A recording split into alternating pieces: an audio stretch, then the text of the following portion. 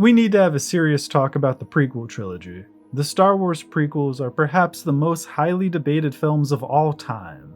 You have a lot of people who love them and will defend them to their last breath, some people who absolutely hate them and will point out every last flaw within them, and then you have some people like me who are right in the middle, and has somehow managed to be called a prequel hater and a mindless prequel defender. Just tracking the history of the prequels, when Phantom Menace first dropped in 1999, I'd say the fans were pretty accepting of it, and that they were just happy to have new Star Wars finally. It was really only after the fact, once we had time to kind of process and analyze the trilogy, that most of the general public seemed to accept that the trilogy was subpar. But now that the sequel trilogy has come and gone, and Disney Plus continues to churn out a mixed bag of Star Wars content, it seems that a new era of prequel defenders have risen. Is it justified? Are the prequels overhated? Are the prequels overrated? Are they actually iconic? Or did the sequel trilogy just make us nostalgic for simpler times? Well, the complicated truth is that there's partial validity to all of the questions I just posed, so let's get into it. Before I start to break the prequels down though, I just want to establish that I'm a massive Star Wars fan. Even before the Clone Wars came out, I was a Plo Koon, Ki-Adi Mundi, and Kid Fisto stan. Couldn't really tell you why, but I messed with them heavily. I grew up on this shit, and I loved it. So I'm not trying to be labeled a prequel hater. It's possible to enjoy or like something, but still analyze or acknowledge that it has flaws. To like something doesn't mean it's perfect. And I previously made a video on the beauty of the prequel trilogy, where I broke down some of the things I thought the trilogy did well, primarily noting how the trilogy presents both Anakin and Obi-Wan with the temptation of the dark side, and uses their clash as a beautiful parallel to the greater eternal clash of the Sith and Jedi. And I still think that.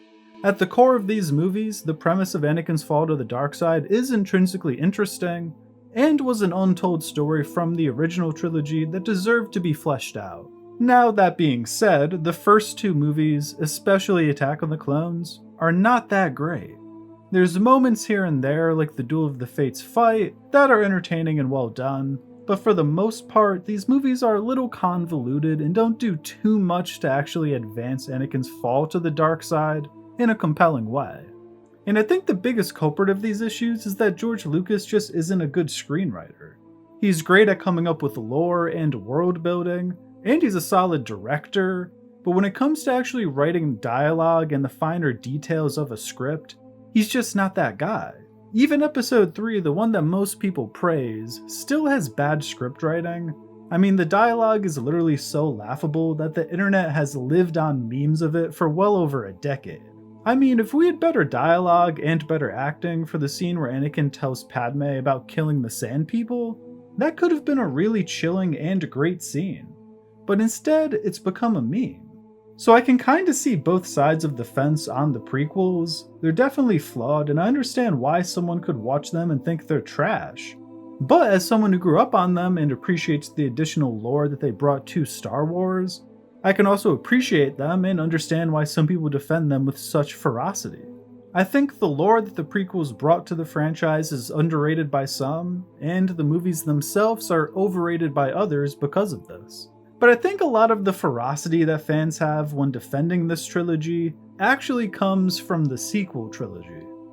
The sequel trilogy, while aesthetically having enough money behind them to look the part, I mean the CGI, set designs, and props were all amazing, they just lack interesting lore for fans to grasp onto. A majority of the storylines here feel like retreads or lazy nostalgia bait, and the abrupt tone shift from film to film made it very clear to fans that there was no overarching plan going in. And this is what really started giving prequel defenders better footing. I think prequel defenders have felt how they feel for many years, but only having the original trilogy to compare yourself to was always going to be a losing battle. But the soulless sequel trilogy, now that's something that you can compare favorably to. No longer did the prequels have to serve as the punching bag for all Star Wars fans. We now had two films in Last Jedi and Rise of Skywalker that are debatably the two worst Star Wars films ever made. And I think prequel fans, after years of seeing people completely shit on movies they love, took the opportunity to flip the script and take out their pent-up aggression on the sequel trilogy. And I don't think they were wrong for doing it. I think if Disney didn't want people to crap on the sequel trilogy, then they should have given us better, more inspired films. But I've seen some of the things that prequel fans have been saying, and some of it is kind of crazy. Like, the sequel trilogy being bad doesn't magically make Attack of the Clones good. The romance between Anakin and Padme is still horribly written and super awkward. The Rise of Skywalker being an incoherent, horribly paced mess doesn't eradicate or change that. However, I do think it's fair to be a fan of the prequels and accept that while they're flawed, they also represent one man's vision, and at least set out to tell an interesting story of the Chosen One's fall to the dark side, which is a story we all wanted to see. It's not just a cash grab. There's heart to it and it had purpose. The sequels did not. They just didn't. They were made because it gave Disney the chance to make a ton of money, and narratively, well, they tried to figure it out as they went along, and they never did. And I think this is something that we should be vocally negative towards. To a certain degree, studios have to listen to fans, as we are the ones who put money in their pockets. So when they put forth a lackluster effort, we shouldn't be afraid to proclaim it. But at the same time, I don't think the prequels are the Star Wars content that we should be championing the most. As the example of what Disney should give us, the original trilogy, the later seasons of the Clone Wars, some of the comic storylines like the Son of Dathomir, Knights of the Old Republic, these are the things that we should really be championing. I mean, we're getting a Tales of the Sith series, and it's not adapting the Son of Dathomir or Dark Disciple. Who the hell made that decision? But anyways, the larger point I'm trying to make is that yes, the prequels introduced great new lore into the Star Wars franchise. Arguably its best content comes from the prequel era, but the prequels themselves didn't actually capitalize on most of this. Like, what we see in the movies, especially episodes 1 and 2, is not the best stuff from this time period. The Clone Wars and comics really had to come in and tell all of these great stories in between and after the movies to really get the most out of the lore from this era.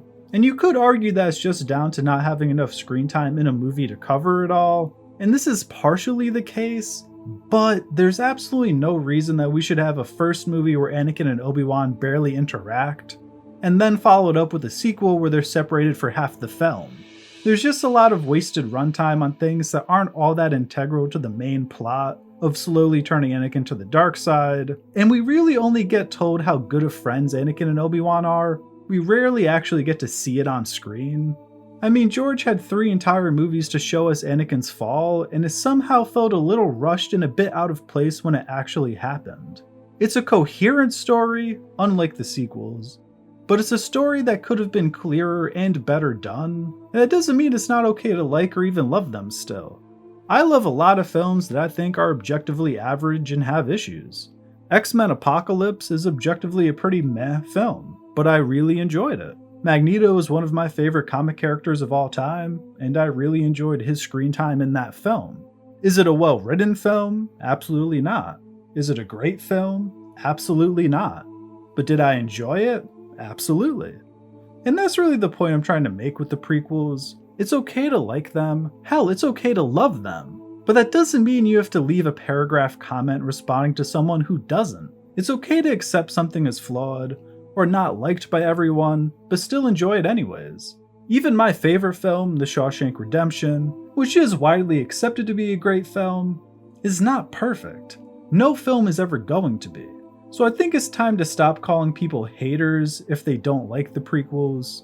I'm not saying that prequel haters don't exist, they definitely do. I mean, I've seen people try to claim that the Duel of the Fates fight is one of the worst lightsaber fights, and is lame due to being over-choreographed. Now that is a hater who just wants to take credit away from the trilogy entirely. But if someone mentions that the romance storyline with Padme was poorly executed, that's not a hater. That's just someone explaining an issue they have with the movies, and it's a legitimate gripe to have. Not everything has to be a vicious attack against or in favor of the quality of these films. All in all, I just wanted to make this video because I've kinda noticed 2 extremes when it comes to the prequels. Either you really love and defend every aspect of them, even the bad parts, or you shit on them completely, even the good parts.